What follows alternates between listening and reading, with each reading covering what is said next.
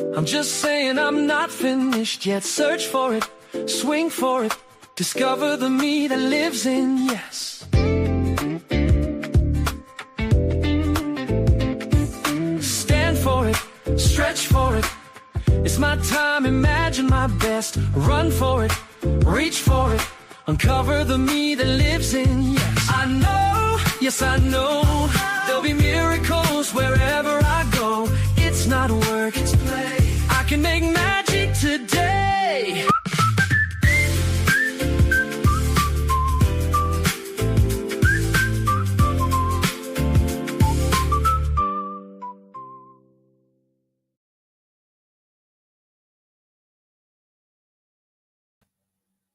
Hi, everyone. Welcome to Senior Nation. I'm your host, Phyllis Aymn, and you are listening to the Source TV Radio Network, WTSN, Washington, D.C.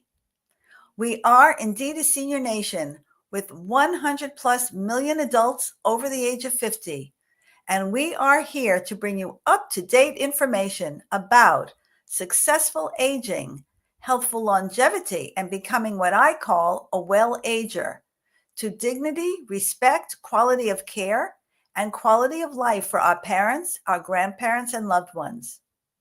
We at Senior Nation will be your trusted voice for informed choices, meaningful conversations, and a vibrant life at every age.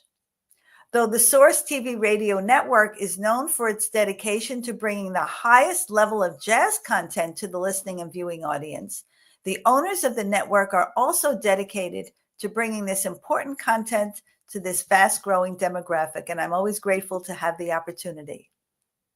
And now for tonight's guests. I'm so thrilled to have Barry Berman, and Betsy Mullen.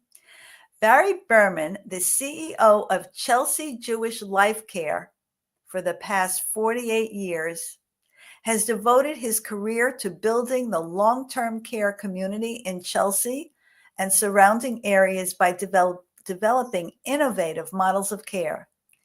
He began his tenure in Chelsea by expanding and rebuilding the Chelsea Jewish Nursing Home in 1983. In collaboration with his colleagues, Mr. Berman built the Cohen-Florence-Levine Estates, Massachusetts' first mixed-income assisted living, which opened in 1996. And the team then developed the Florence and Chafetz Home for specialized care in 2001, a more enhanced assisted living targeted for people living with dementia and other compromising conditions. But Mr. Berman is also responsible for developing the award-winning Leonard Florence Center for Living, the first urban greenhouse model nursing home in the nation. The center, which opened in February 2010, provides skilled nursing care in a home environment to older adults and those with medical and physical disabilities. 2 of the greenhouse homes at the Leonard Florence Center for Living were originally dedicated to those with ALS, Lou Gehrig's disease, and MS, multiple sclerosis. Also tonight with Mr. Berman is Betsy Mullen. Betsy is a registered nurse who serves as the Chief Operating Officer of Legacy Lifecare. She has over 48 years of experience in the healthcare industry, working in settings across the healthcare continuum. Ms. Mullen also oversees operations at Legacy Lifecare. Betsy joined Chelsea Jewish Lifecare, an affiliated organization of Legacy Lifecare, 44 years ago, as the director of nursing when the organization was a single, standalone nursing home. She has also held the positions of executive director at most of the skilled nursing facilities and assisted living facilities, executive vice president of clinical operations, and chief clinical officer during her tenure at CJL.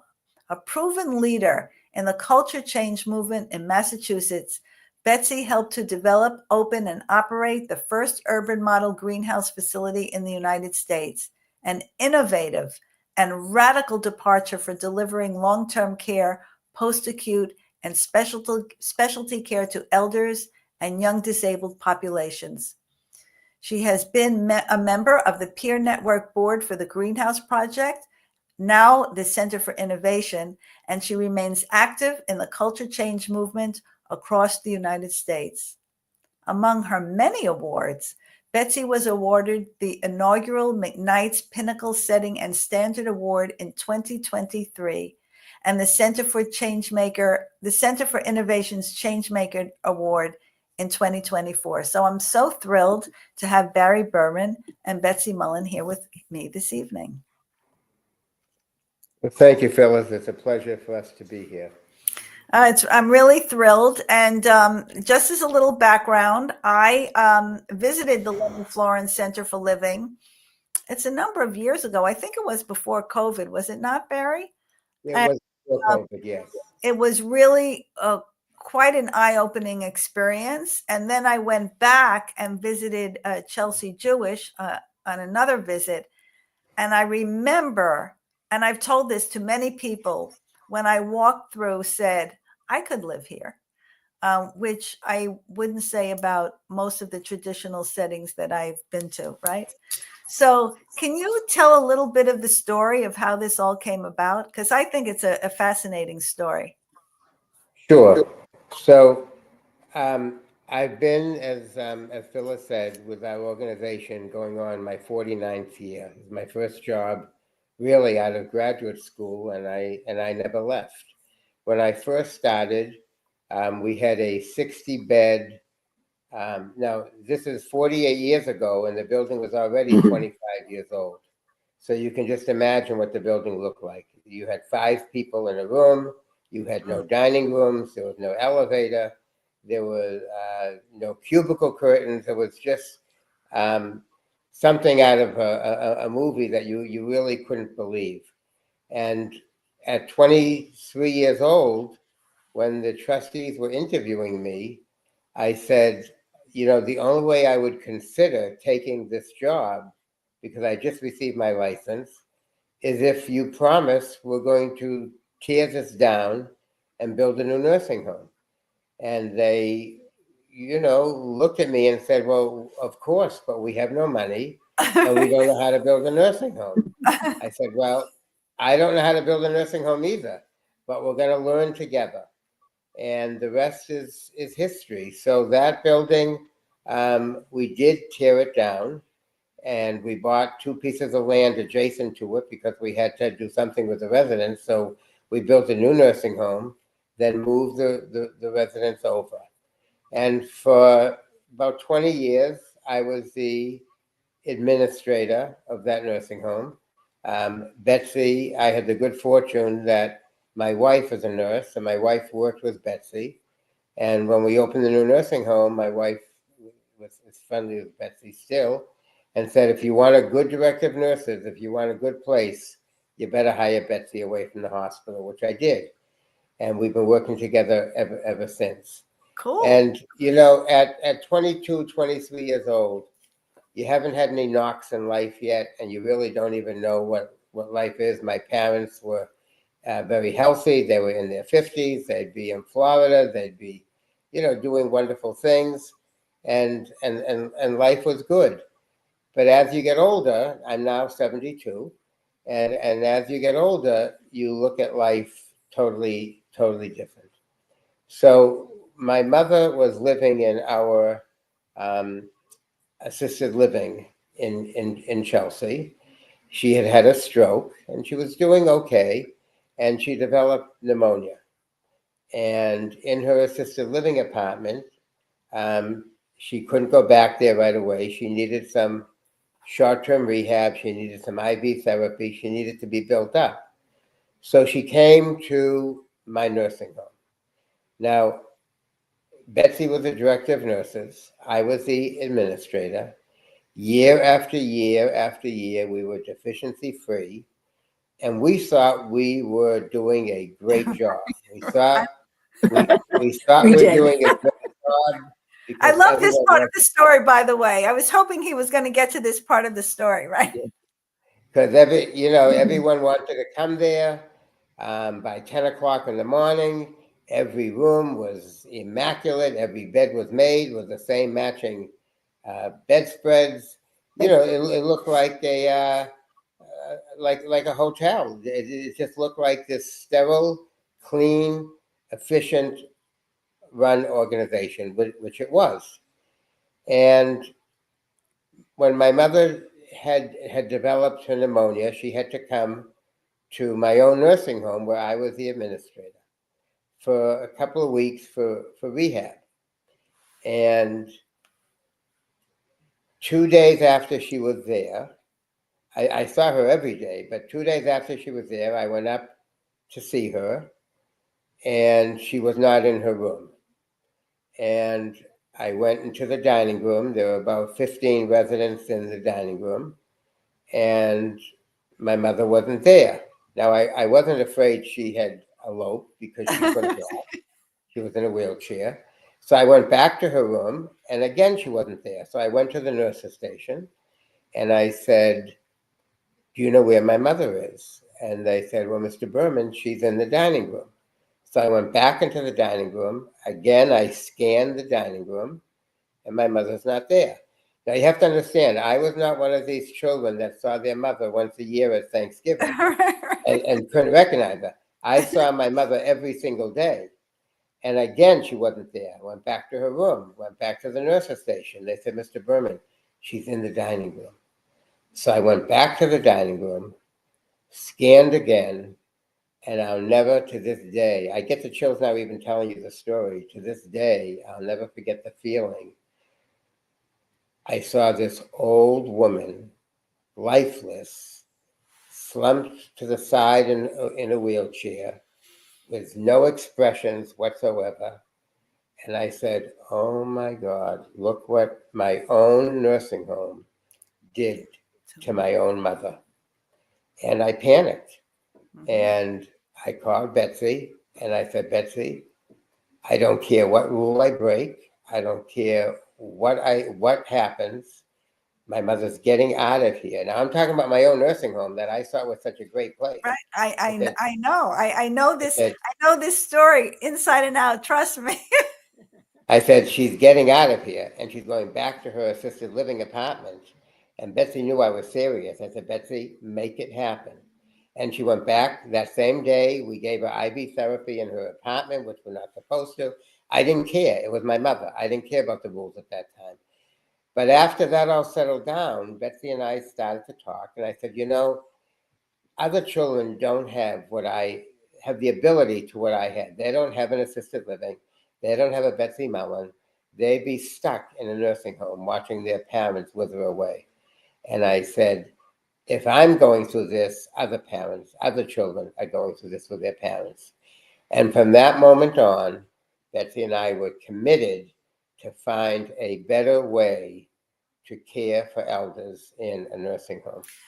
And go ahead, Phyllis. No, so I was just going to say, which I've said throughout the years, it's a mindset issue. It's just about mindset. What do you really want?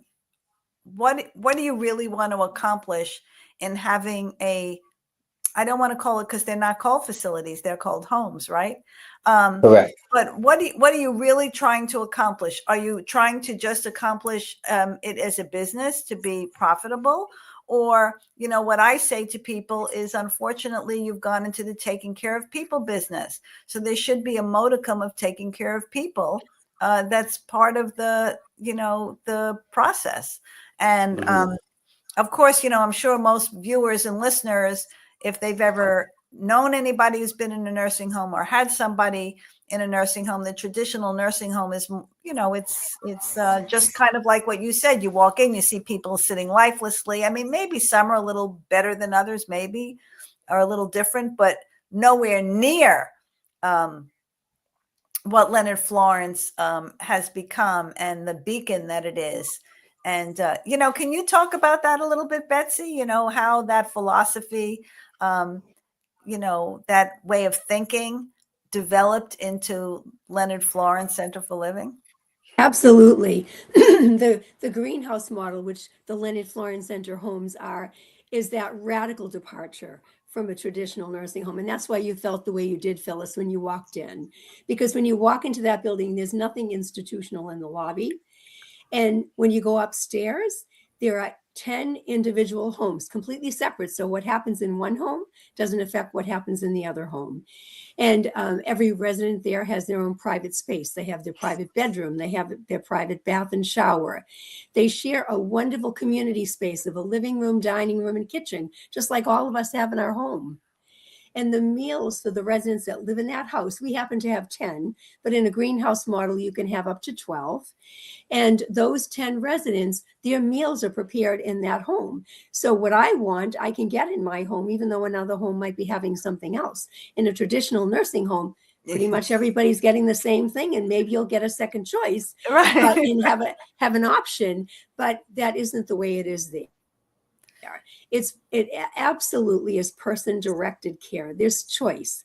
I call it the rhythm of the day. Every one of us, the three of us, have a different rhythm of the day. Every resident has a different rhythm of the day, and they're allowed to live by that rhythm. They can sleep late and have their breakfast when they get up. They can get up early, and like me and Adam at Barry would get up in the morning and have a cup of coffee, or at 4 o'clock in the morning or 4:30 in the morning. And the staff know the residents well. I think so much is about relationships and about the right staff that you have there. We've been fortunate over our career, Barry and I, to have great staff, and we can talk about that later, but we spent a lot of energy and put a lot of effort into having staff, our most valuable asset. But in the houses, the staff know the residents well. They know what they want, when they want it. They know the rhythms, and they are truly houses. And if you go house to house and visited all 10 of them, you could almost see different personalities in the house because of the people that live there. So it's a very unique experience, and the quality of care and the quality of life is very different. And we're pleased to be able to do that for people. Yeah, like you said, when I went there, it's a home environment. As a matter of fact, if I remember correctly, are there doorbells or there are doorbells and mailboxes? Right, exactly, just like you have in your home. I mean, it's really quite incredible, and the roles that people play are a little different than a traditional nursing home. Is that correct? Can you talk about that? I mean, whichever one of you wants to talk about that. The roles are a little different, right? That is correct, because you have they're called the Shabaz or Shabazim for plural. They are the universal worker that provides care, but also cooks the meals and does housekeeping, does the laundry, personal laundry. So there's no issues with people losing their laundry and things like that. Nothing gets mixed up. Everyone has their own personal laundry set up. Their laundry is washed separate from everyone else's. And the staff has to be comfortable with that. And they can plan they can be group activities in our setting, because we have the downstairs area where people congregate, but they can be individual activities, group activities in the homes. And the Shabazim are responsible for working and doing that with the residents that are there, and can do it because they know them so well.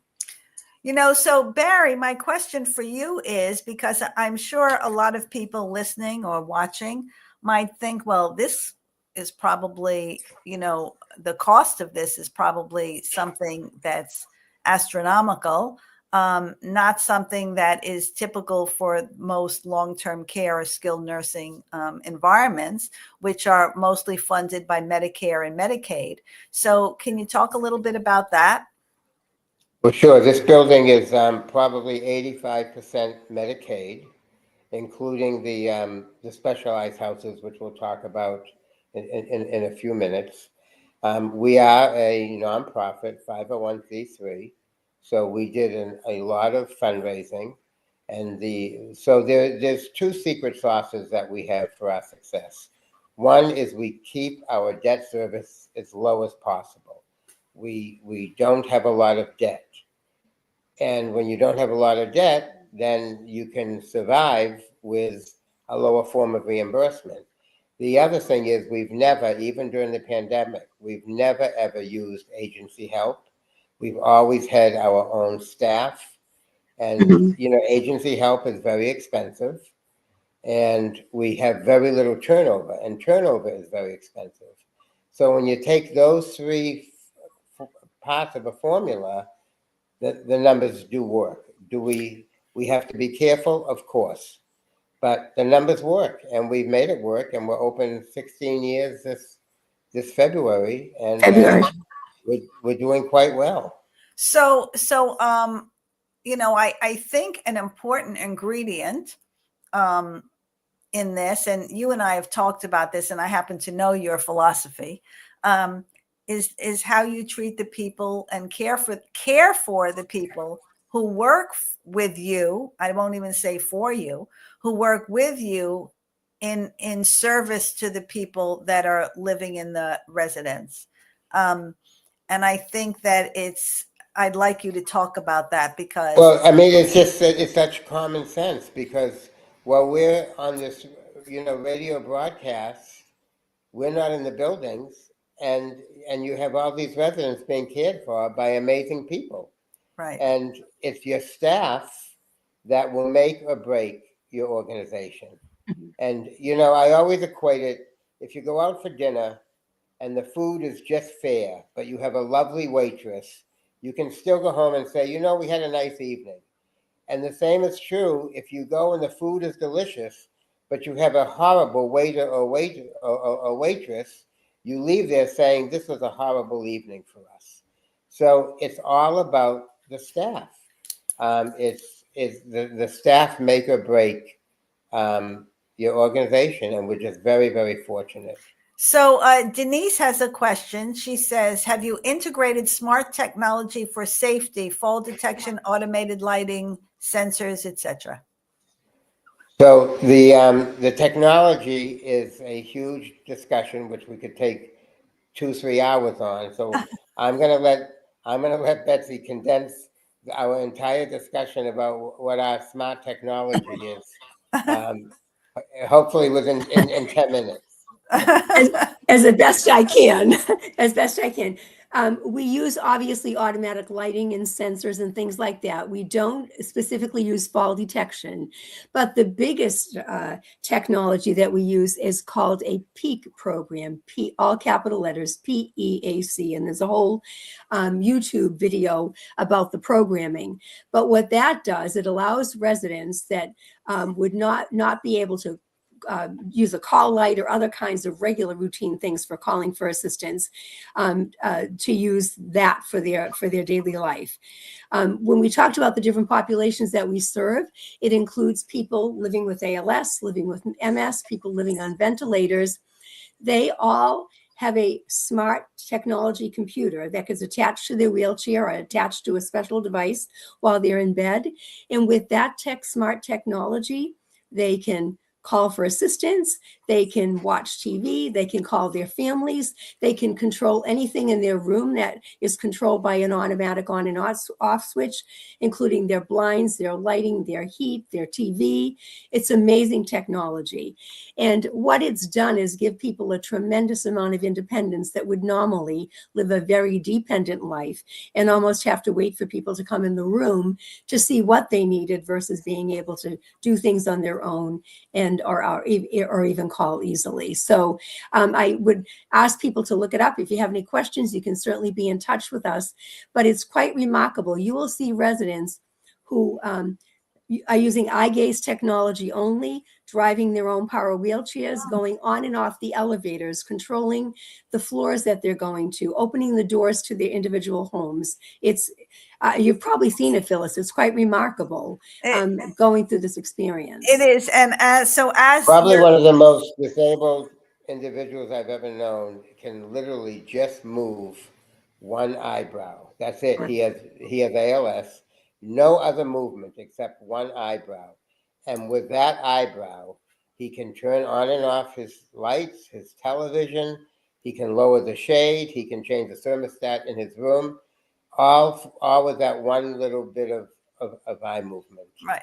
So and, Tyler says, do you have enhanced wellness, biophilic design, VR, specialized fitness? We do certainly have specialized fitness types of program like yoga, meditation, things like that for the residents to do. Yes, the others not specifically.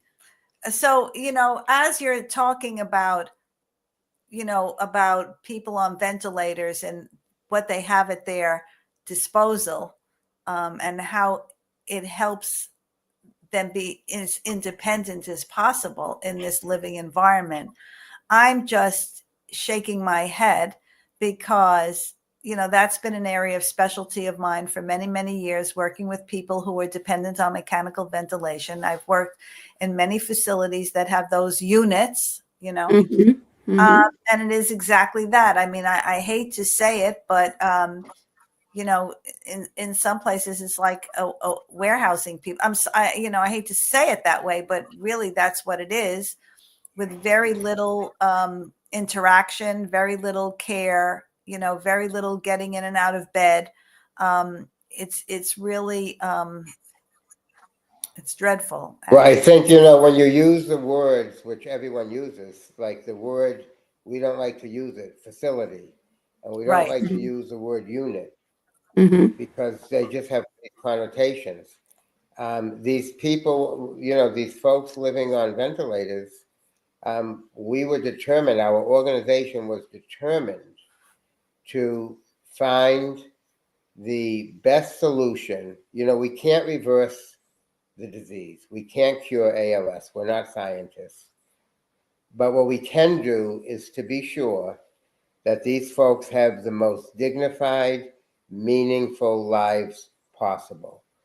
And we have an outward bound program that no longer is someone on a ventilator who's on Medicaid, no longer are they missing their child's graduation.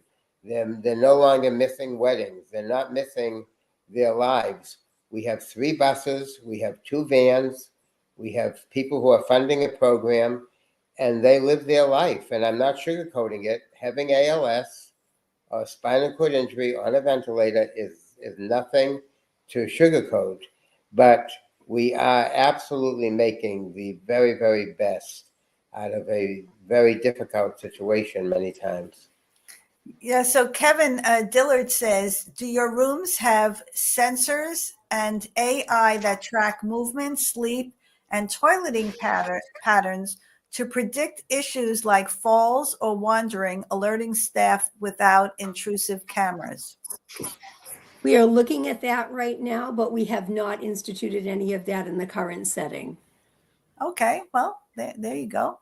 But these are, obviously there are people really interested in this and somewhat knowledge about it, which I think is really terrific, because I think Barry was initially concerned, would people be interested in this topic? I thought definitely, because as I mentioned before we started, I had a guest many, many months ago, Walt Williams, who had MS. He was diagnosed with it at 39. He was one of the original founders of the OJs and performed throughout his life with MS. And we had very insightful questions about MS. And, people, know people, or either themselves or have people in their families or know people. It's not like it's some distant, distant, far away kind of thing that people haven't heard about.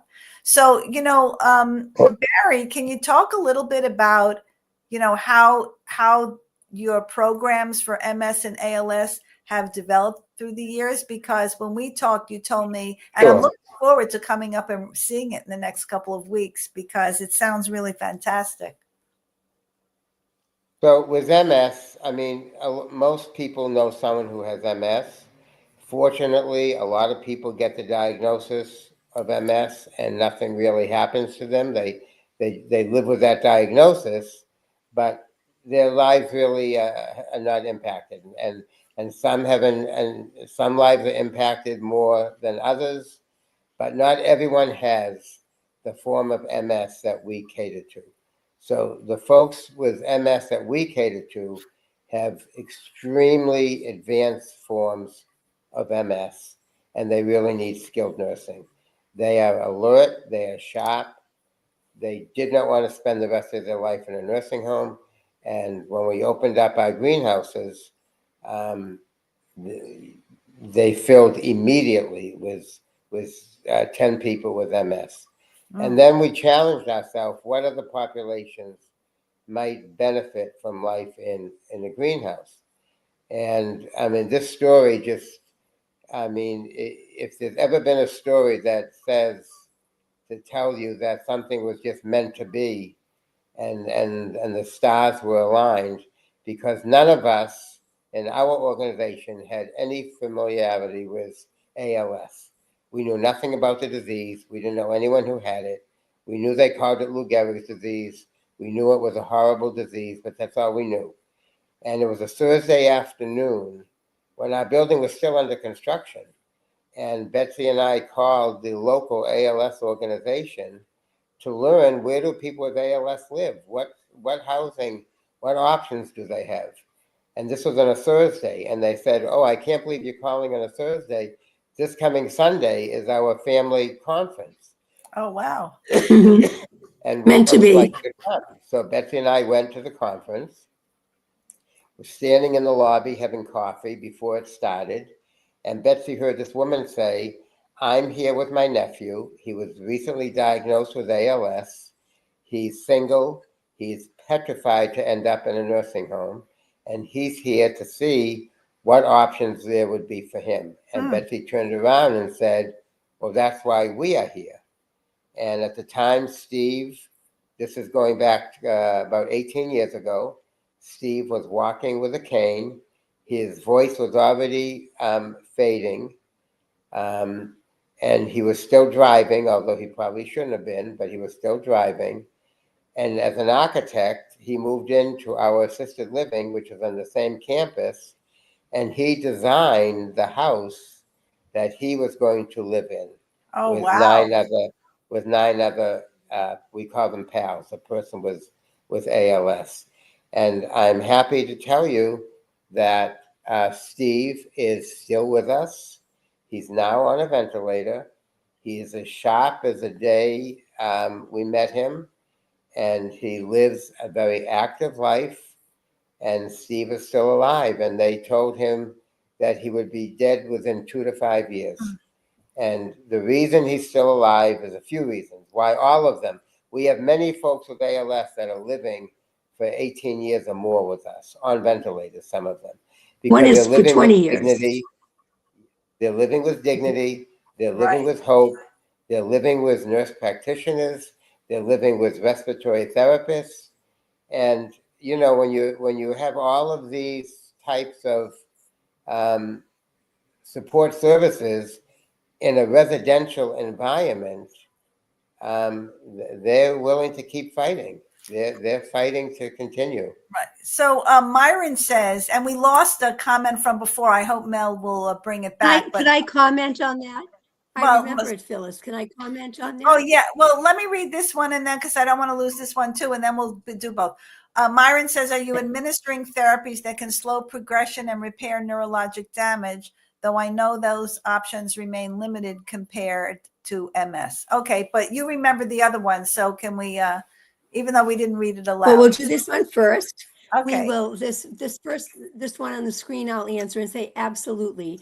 We have a team of occupational therapists, physical therapists, speech therapists, and we have the respiratory therapists that Barry mentioned. Phenomenal things are accomplished with the therapy department in our building. In some of the instances where people have come in living on ventilators, we've been able to wean people off to use it only part of the day instead of for the 24 hours. Some people that have come in dependent on G-tubes for their entire sustenance are now able to eat foods for pleasure or are off the G-tubes completely and are eating regular food and different textures and things of the regular food. We have an amazing team. They do ongoing maintenance programs for therapy because I would agree. We do feel that can slow progression of the disease. And we, as we said, we've had people there for over 20 years, living there for over 16 years now. But for 20 years, they've had ALS, and they continue to have their exercise programs, range of motion, things like that. We've considered that a very important part of their quality of life. So Okay. yes, we do. Also, they're also receiving IV therapies. Keep them in-house. Different clinical trials. Right. Any new drug. Now, not everyone wants to do it. Not Right. every resident is interested. But for those that want to try any new drug, we administer them, intravenously or however they are ordered, but we are very much on the forefront of doing as much research and just quality of life issues for these folks. So now this was the one before, so I'll read it. So Lucy says, do you have intergenerational programs that are becoming a meaningful part of today's senior care experience, such as reading circles with local students to shared art projects and tech lessons to create opportunities for connection, understanding, and mutual joy? Love that, Lucy. We absolutely do, Lucy. That's Yeah. a great question. We have relationships with the grammar schools and the 2 high schools that are very close to our building in Chelsea. We have done art shows with the students. They visit on a routine basis. They do reading with the residents. We have had some of the people living with ALS actually tutoring some of the children. One was a chemist, one was a mathematician, Cool. and they actually were tutoring the students. And it's been amazing, and it continues to be amazing with the experiences for both sides. When you hear the children will share their experience with us after they've spent time with us, and the residents share how wonderful and how meaningful it is. Many of the students will say, my adoptive grandparent is here, and I'm here to see them today. And it truly is wonderful to see. You know, and one of our properties in the building has a kindergarten and a nursery school right in the building, and our activity director and their program and the students program director constantly are having programs, intergenerational programs with the students. You know and that is built right into the program because it's right in the building. Right. It's so important, you know, without going into it. Many years ago, I was asked to do a needs assessment of 4 buildings that were part of this one ownership, a little ways upstate New York, not too far up. But anyway, one of them was had been a school. And when you walked in, I said, oh my God, why would anybody want to live here, let alone work here? And it was gray and dank and horrible. So I came up with an idea for them that involved actually the art department of a local high school and middle school, because this particular and now I hesitate using the word facility, right? But this particular facility, because it was a facility, right, was in an area where it was known for their falls and this and that. And so I came up with this idea: why don't they bring in art students and then have them meet with the residents and talk about what kind of murals they'd like to have on the wall, and then go back and they could create them, then come back and they could do it, and then have local, you know, a Home Depot or a hardware store, you know, donate the paint, and then it becomes an educational and a social experience. And then at the end, they could probably, you know, open the, you know, as an open house and bring in television or, you know, newspapers. And they didn't want to do any of it. And I was just really serious. It would cost you nothing, but look how much you gain for everybody, for the students, for the residents, it would create such a wonderful atmosphere. And they didn't get it. The last time I had an occasion to go there about a year or so later, and they just bought all this kind of like wallpaper that was very sanitized, and that was it. So Abdul says, it sounds like you are taking a holistic approach, including medications for muscle spasms and fatigue, as well as physical and nutritional therapy for MS patients. Yes, we are. Absolutely.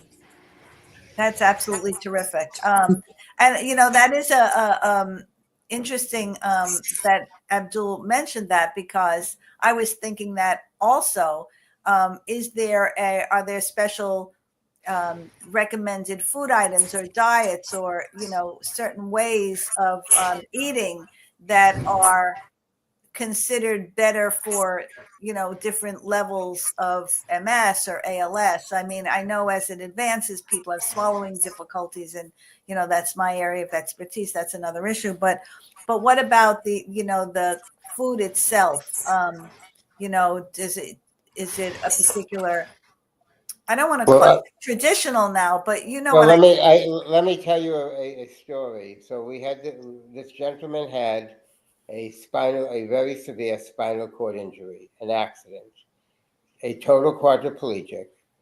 He was in an extremely substandard building before he came to us. He did not receive the proper rehab. And when he came to us on a ventilator, and he had 2 or 3 stage 3, stage 4 decubiti. He was on a feeding tube. He was on the ventilator 24 hours a day. He had not had a shower in a year and a half that he was there. He had not been out of bed in a year and a half. He had no call system to call for anyone. And when we opened up one of our ventilator houses, his mother literally pleaded with our admission person to please come out and see him, which they did, and they were horrified. So David is now living with us. The first thing we did was help David to have a shower. And the first thing he said was, I don't care what else I do. Can I just sit under this warm water for a half an hour? Because I haven't had a shower. And then they started to work with David. And the first thing they did was we had our respiratory therapy department evaluate him, and they determined there was no reason for him to be on a ventilator 24 hours a day. I'm not surprised, but go ahead. He really needed to be on it at night to give his lungs a rest. So during the day, he was now off the ventilator. When you're off the ventilator, you can talk and you can eat. So his quality of life was just changed. Then our speech and language department and dietary and nursing evaluated him and said, why is he on a tube feeding? He can eat, he can swallow. So they DC'd the tube feed eventually, started him on a puree diet, advanced him to a chopped diet, and he's now on a regular diet. And he has a computer, and he has a power wheelchair, and he'll go out to his favorite Celtics games. He'll go to the Red Sox. Again, I'm not sugarcoating any of this. I'm not saying David's life is wonderful. I can't change what happened to David, but what we can do is to give David and others like David the highest quality of life and the most meaningful life that is available to them.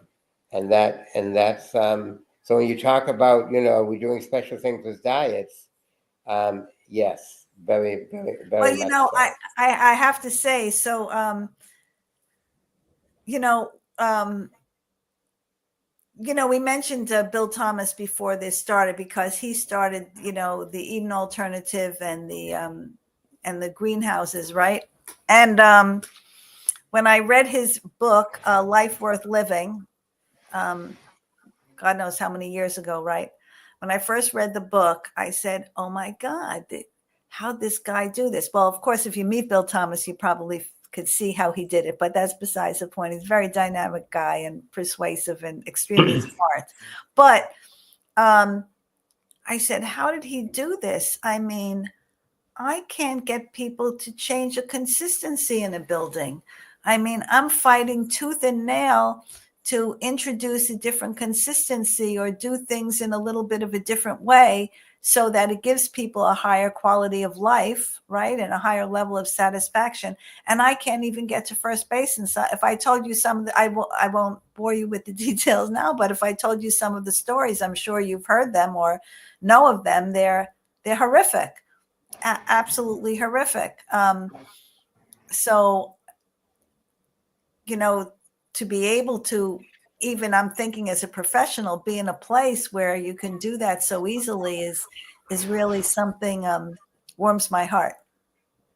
It's interesting. When I first started, and Betsy and I were designing the new nursing home, so we were designing it for our grandparents, and then we were designing assisted livings 15 years, 20 years later for our parents. Mm-hmm. And Betsy and I, when we were designing the one at Florence and Chafetz, we were designing it for ourselves. This is I for us. mean, we're in our 70s. And even though we had top-notch architects, we took a very, very, very common sense approach. And Betsy and I would sit down at the kitchen table and we'd say, okay, forget about what the architects are saying. Forget about the DPH regulations. We'll follow those because we have to. What is it that we need? What is it? You know, I knew I wasn't going to be old that day, but I didn't know I was not going to have MS or ALS or some kind of an accident. Your life changes on a dime. And I said, what would we need? And we said, well, we would need to have no schedules. We'd need to be able to get up at 4:30, 5 o'clock, 10 o'clock in the morning, whenever we want. We would want to have a hot breakfast, not toast made in a basement an hour and a half sooner, Doggy. not a rubber hard-boiled egg. We would want.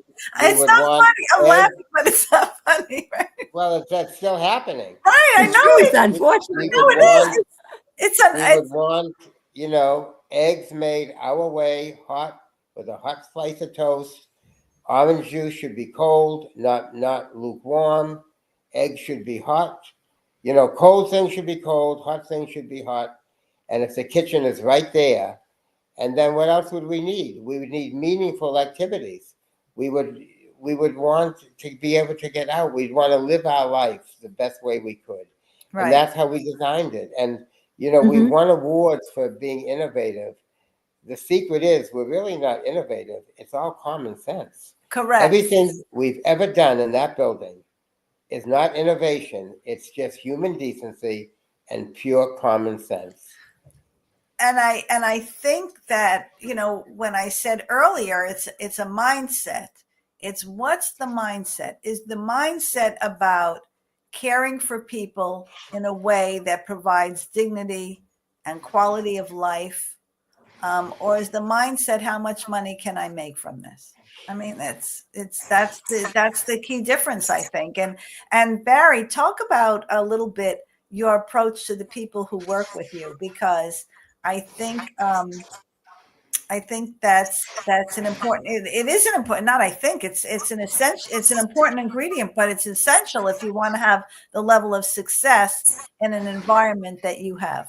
So one program that we have, and it's designed for the rank and file. It's not designed for the administrative people, obviously, but we have a company store. And the company store is open, and every one of our properties has one. And it's open every Friday from 7 in the morning till 6 in the evening. And everything in the store is free of charge. And you can get groceries, you can get meats, you can get chicken, you can get dairy, you can get canned goods, you can get fresh produce. All of it is free of charge. And we've actually analyzed it, and your typical nurse of aide, housekeeper, dietary worker, whatever, can get about $180 a week of free groceries. So and how that do is you do that? Well, again, when you don't have turnover, when you don't have agency help, there's money. It's available. We get the food from a local food bank. So our food store is open to the community. And it's just, it's the right thing to do. So Dan says, where is the money coming from for all of these programs? It simply can't be only from patient revenue. Correct? No, of course not. A lot of it is fundraising and philanthropy and families that will sponsor something. Absolutely, it cannot come from revenue, of course. All the extras that we do is from philanthropy. But like you're saying, you don't have the turnover. You have the staff. You know, when I came there and I spoke to people, and I'm not sugarcoating this either, and I'm not saying this because we're on this, you know, broadcast together. Everyone had the most wonderful things to say about you, Barry. And that's, listen, I could walk into plenty of other buildings and I would hear a lot of other things about the people that with the administrator or the ownership or the, executive level, but that was not the case. There was not one person who didn't have the most wonderful things to say about you, about the environment they're working in, about it. It was really quite incredible. I never So experienced. thank you. And we have staff that have been with Betsy and I for 35, 40 years. 40 years, I yeah. mean, Mhm. without you, I can't stress it enough. Without the right staff, caring staff, you really have bricks and mortar. You have nothing. I Correct. mean, we could not have our nursing homes, our greenhouses operate the way they do without the right caring staff. And I often say that when people say, oh, they complain about the staff or the morale or whatever it is, and I say, when you finger point, there are three other fingers pointing back at you. So you may want to think about those three fingers. What are you doing to contribute to the situation? Right? It's almost well, it's very different and off topic, really. It really is similar to when you're caring for people with dementia. People talk about dementia behaviors and what those people are doing and all of this kind of thing and how they're whatever they're doing. And I say, yeah, but what's the environment? What was the catalyst that caused that? I mean, did it just come out of the blue, or what else happened that made that person all of a sudden respond in that way? So it's the same kind of thing to me. You know, why is the staff have such low morale? Why are they, not interested in, going the extra mile? I worked with a young fellow administrator many years ago, and obviously I'm still talking about him. And his philosophy was, if I could do it, you could do it. It was a small nursing home, about 160 beds, a rather nice little place. And it went from not for profit to for profit. And yes, they were for profit. I'm not saying no. But his philosophy was, I don't want to hear anybody say that's not my patient, that's not my side. Somebody, your aide is at lunch, at break. I don't want to hear anybody say it. If I could do it, you could do it. He would answer call bells. He would answer telephones. If he saw something on the floor, he'd pick it up. If it was, a hot day and there was a barbecue, he'd hand out juice. If somebody wasn't available to help somebody get their belongings into a car when they were leaving, he would help them. So, obviously that creates an atmosphere where people say, okay, I just in a totally different industry, I just read an article about, I don't remember his name, but it's a major multi-million, it might be billion, I don't remember. It's a waste management company out of Texas. And I think his last name was Fish. Doesn't really matter what his name was. But anyway, the article said, what did he do? He would take shifts with people. It was like undercover boss kind of thing, but he did it openly. He wanted to know what the rank and file were saying. What were their experiences? What were their complaints? What were they happy about? And people thought he was crazy. He said, this is the best thing I can do. How am I going to find out really about my company? Unless I find it out from the people who are working in the company. Many times you'll see Betsy and I out of our office, just sitting in the greenhouses, observing. Mm-hmm. But I don't want our viewers and our listeners to think we don't have issues and we don't have problems. Of course we do. We're managing 1,800 employees, so of course we have HR issues. It is far from perfect. I can only tell you that we try our very best. We spend as much energy and resources and kindness to our staff as much as we do to our residents, because we realize so definitely that without the caring staff, and they will see Betsy, because she's a nurse, Betsy can answer a call light, go into someone's room. I mean, I won't do that. I will stand outside, because I'm not a nurse. I will stand outside the room and I will be sure that someone is coming right away for that call light, Betsy will answer a call light as a nurse. She will do that, even though she's now the, chief operating officer. Right. And the staff will see that. The staff know that we would do anything for Right. our residents, and we would do anything Think for for them. them. And That's the key. And we That know is our the key. staff. And we That know is the our key. staff. Even though we know have their issues, names. we have problems too. Like anyone, Mm-hmm. you're managing, multiple cultures. You're managing 1,800 employees. They come to work with, their own set of problems and their own issues.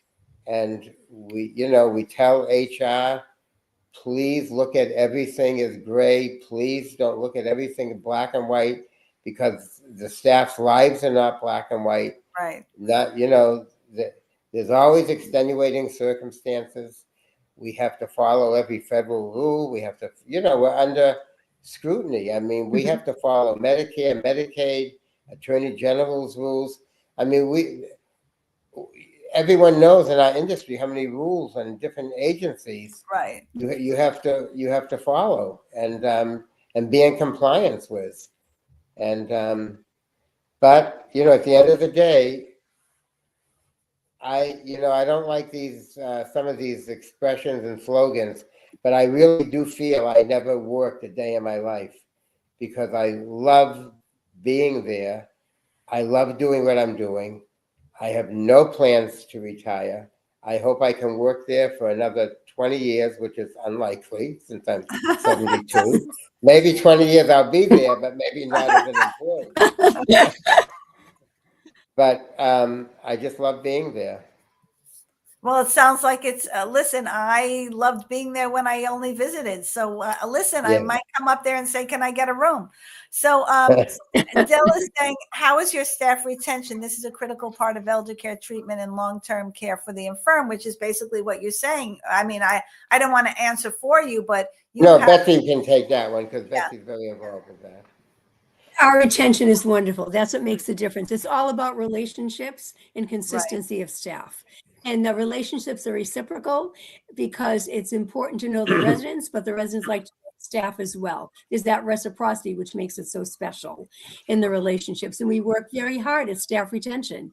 As Barry said, we walk through the building. We know the staff. They know us. We're not in an office hidden. And I think that's the key ingredient to make this happen. We care about them. We nurture the staff.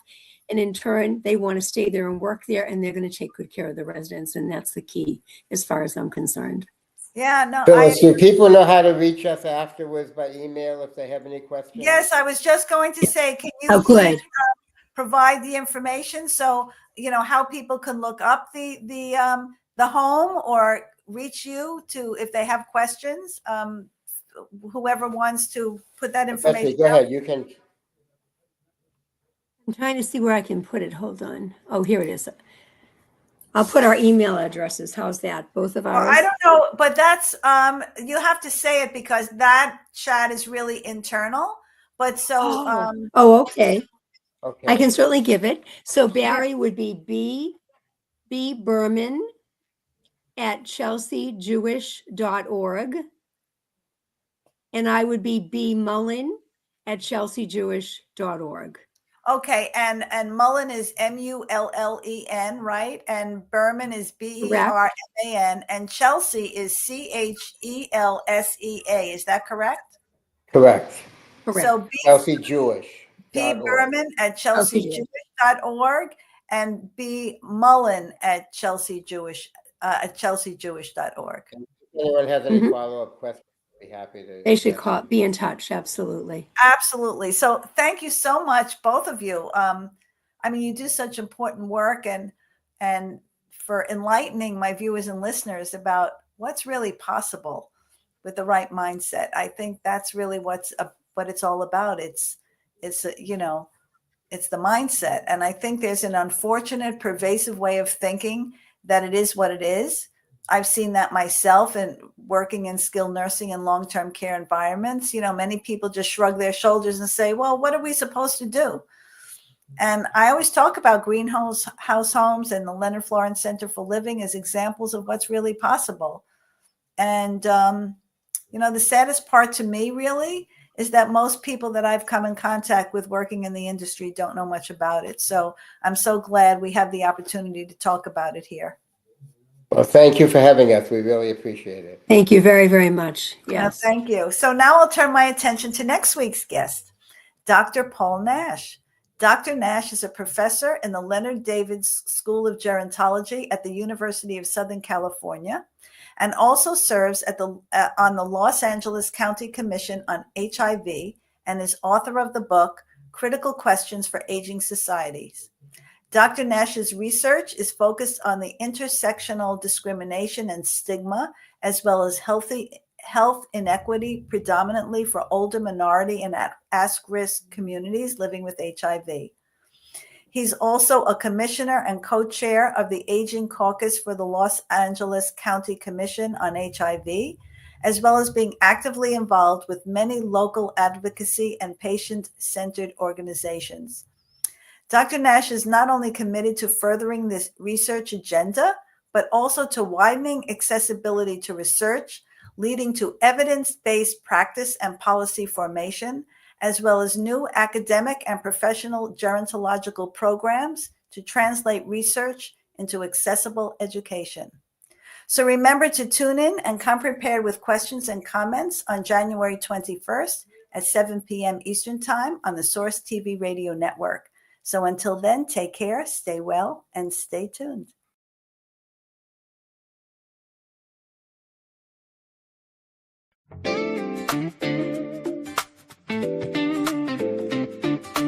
Go for it, go for it. I'm just saying I'm not finished yet. Search for it, swing for it. Discover the me that lives in yes. Stand for it, stretch for it. It's my time, imagine my best. Run for it, reach for it. Uncover the me that lives in yes. I know, yes I know. There'll be miracles wherever I go. It's not work, it's play. I can make magic today.